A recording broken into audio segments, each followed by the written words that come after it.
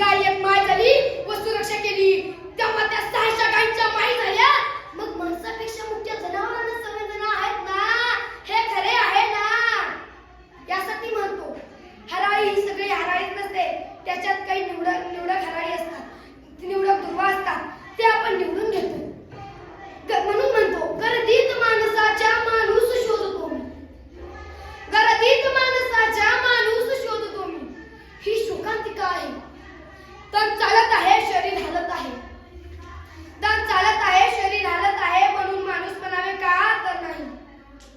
ज्याचं हृदय जिवंत आहे त्याला माणूस म्हणावे.